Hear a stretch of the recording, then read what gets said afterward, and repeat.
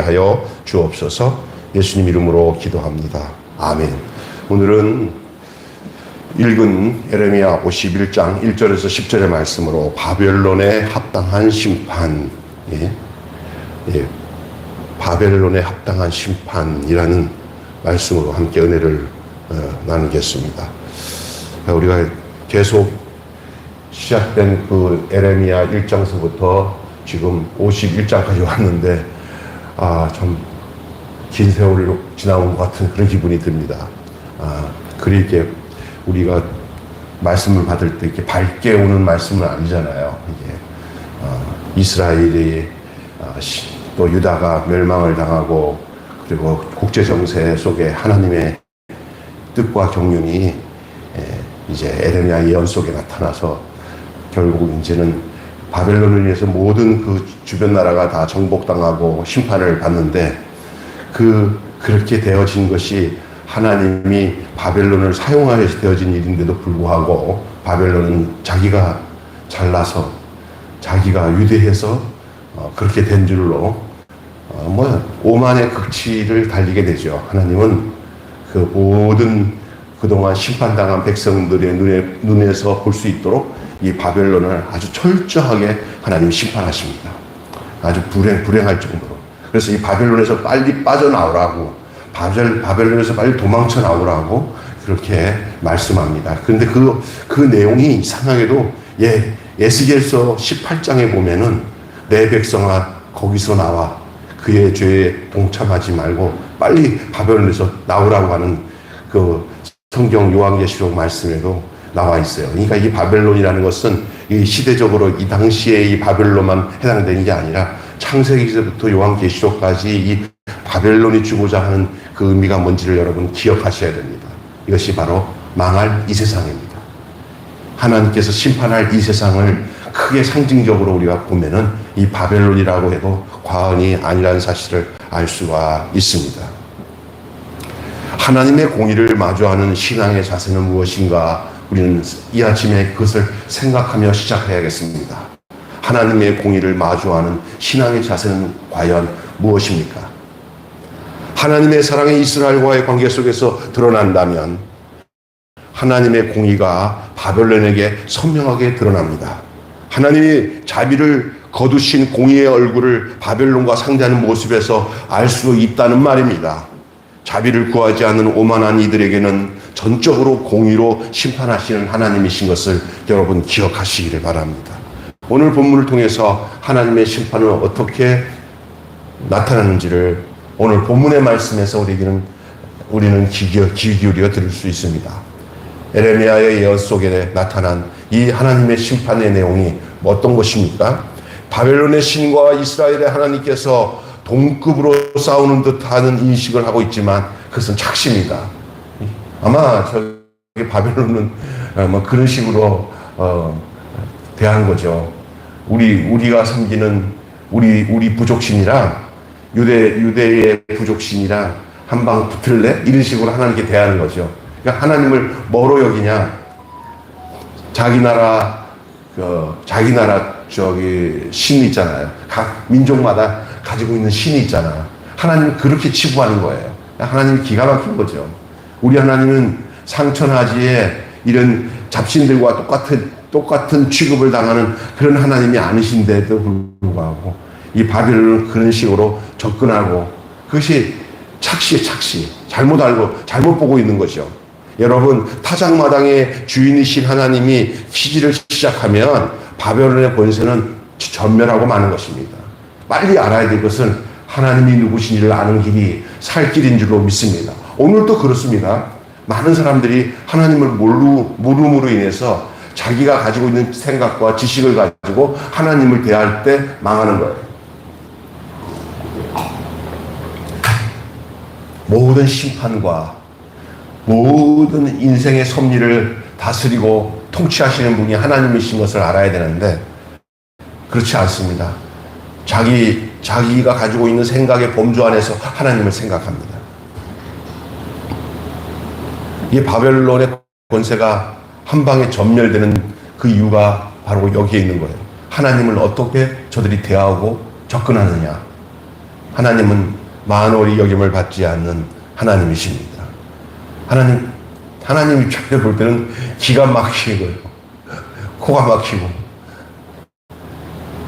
하나님이 안 되겠구나. 나는 이렇게 생각하는 것이. 오늘 또 하나님 눈에 아무리 하나님이 너 좀 깨달아라, 좀 알아라 해도 전혀 마이동풍, 잘못된 착각 속에서 살아가는 사람들이 있어요. 그 사람들한테 나중에 하나님이 마지막 그들을 정리하고 심판하실 때 하는 소리가 아마 이런 소리일 겁니다.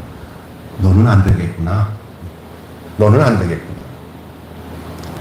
이 바벨론이 그런 모습입니다.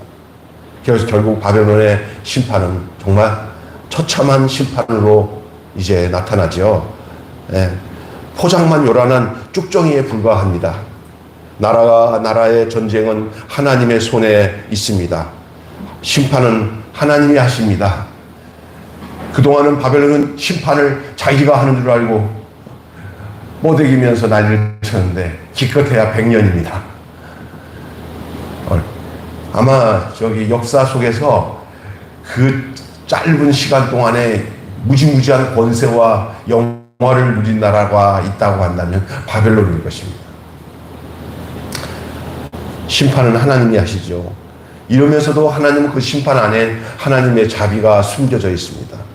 바벨론을 심판하는 가운데 하나님께서는 이스라엘을 자비롭게 여기시고 그 바벨론의 심판은 곧 이스라엘을 향한 하나님의 자비로 나타납니다. 이스라엘의 죄가 가득하여도 하나님은 언약에 대하게 자비를 잊지 아니하십니다. 바벨론에 비해 나을 것이 무엇인가 하는 마음과 생각이 있겠지만은 그러나 소돔 고모라에 거하는 놋을 건져내셨던 것처럼 바벨론의 패망에 앞서 이스라엘이 귀환할 것을 말씀하고 그들을 부르십니다. 자비의 하나님은 사랑에 기대하시고 사랑을 새기셨습니다. 그러니 바벨론의 심판과 공의로 행하시는 하나님은 그 속에 그동안 심판을 당해서 바벨론까지 끌려가 있는 자기의 백성 이스라엘을 향한 하나님의 자비가 그 바벨론의 심판 속에 숨어 있는 하나님의 자비입니다.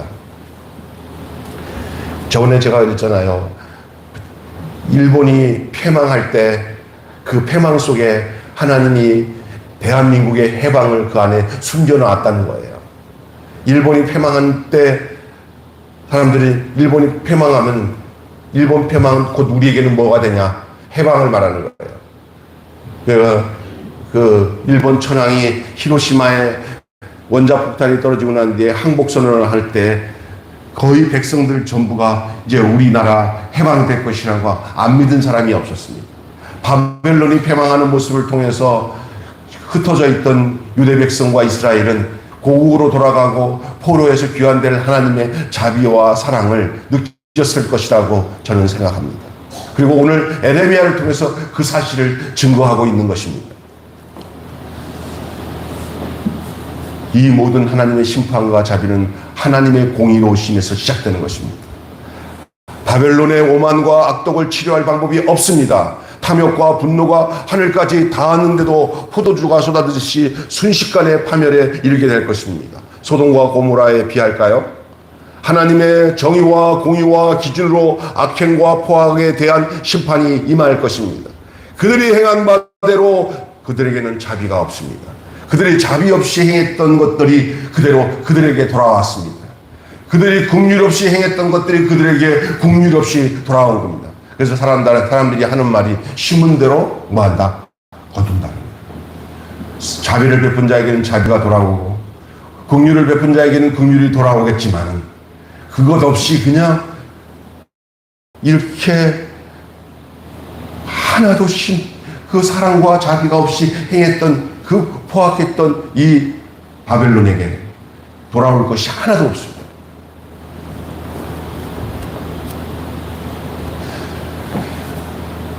어떤 사람은 다른 사람들한테는 억수로 정말 무서운 사람으로 이만큼 용서도 없이 그렇게 행하던 사람이 자기가 그 처지에 갔을 때는 자 좀 살려달라고 도와달라고 그럴 때 누구 하나 거기서 아유 저 사람 불쌍한 게 아니라 대다수가 하는 거예요. 너 심은 대로 거두는 거야. 그렇게 될 수밖에 없어요. 거기서 당신 참 불쌍해. 몰라서 그럴 수 있는 사람이 있겠지만 그가 행한 것을 다 아는 사람들은 올 게 왔구나. 우리가 기다리고 있었어. 인생에 그것처럼 불쌍한 사람이 없는 줄로 믿습니다. 자기 망할 때 누구 하나 같이 울어줄 사람 없고 마음 쓸 사람 없는 그 고통이 바벨론에게 차온다는 거예요.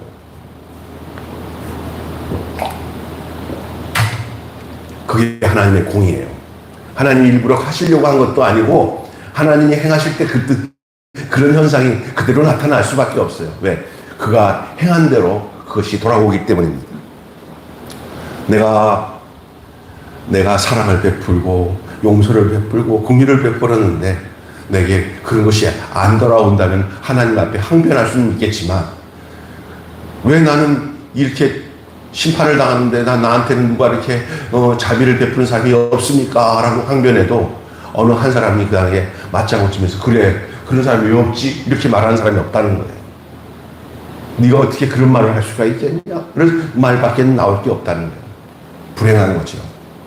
오늘 우리 인생을 살면서 우리가 매사에 어떻게 살아야 될 것이 얼마나 중요하다는 사실을 오늘 우리에게 마지막 하나님의 공의로 심판하는 그 과정 속에서 드러날 것을 기억하시면서 엄중하고 엄연한 마음으로 이 땅을 살아가야 할 이유가 우리에게 있다는 사실을 우리는 이 바벨론의 심판을 당하는 모습을 통해서 우리가 반면교사로 볼 수 있는 교훈을 찾을 수 있음을 믿습니다.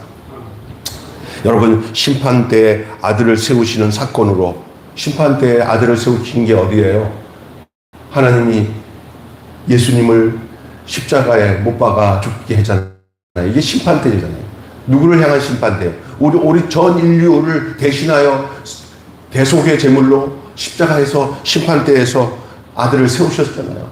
그것은 아무런 그런 심판을 받을 이유가 없는 그 하나님의 아들이 우리를 대신해서 심판 때에 세우시는 이 구속의 사건, 이것으로 하나님의 완전한 공의와 완전한 자비가 온전하게 세워진 것이 십자가의 사건인 줄로 믿습니다. 태초부터 시작된 경륜이 최후의 승리로 완성될 것이기 때문입니다. 그가 왕이시고 영원히 통치할 것입니다. 무자비한 바벨론에서 나와 자비와 긍휼의 품으로 속히 옮기는 것이 지혜인 줄로 믿습니다. 오늘 한마디로 말씀을 정리하고 마치겠습니다. 아침에 하나님의 공의가 자비를 모르는 이에게는 자비 없는 심판으로 나타난다. 하나님의 공의가 자비를 모르는 이에게는 자비 없는 심판으로 나타난다. 이것이 오늘 메시지의 핵심 주제입니다. 다시 한번 말씀드릴 때 귀를 기울여 보십시오. 하나님의 공의가 자비를 모르는 이에게 자비 없는 심판으로 나타난다. 오늘 말씀의 제목은 바벨론의 합당한 심판이라는 제목의 말씀으로 함께 나눴습니다. 기도하겠습니다.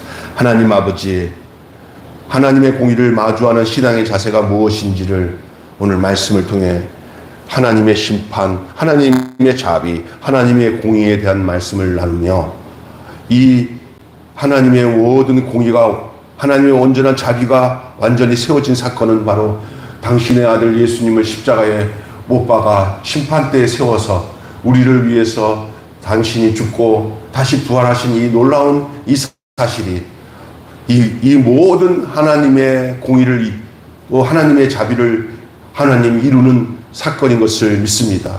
그것이 우리 각 사람에게 우리 안에 임하셔서 우리를 새롭게 하고 우리를 당신의 은혜와 긍휼 속에 살도록 하신 것이 하나님의 지혜인 줄로 믿습니다. 하나님, 오늘 이 놀라운 사실을 보면서 하나님의 공의가 자비를 모르는 이에게는 자비 없는 심판으로 나타나는 것을 알고 오늘 우리가 어떻게 살아야 될지를 우리 마음속에 성령님께서 오셔서 엄중하게 가르쳐 주시고 우리가 우리 주님이 우리를 사랑하신 사랑으로 우리가 이웃을 사랑하고 우리와 만나는 모든 사람들에게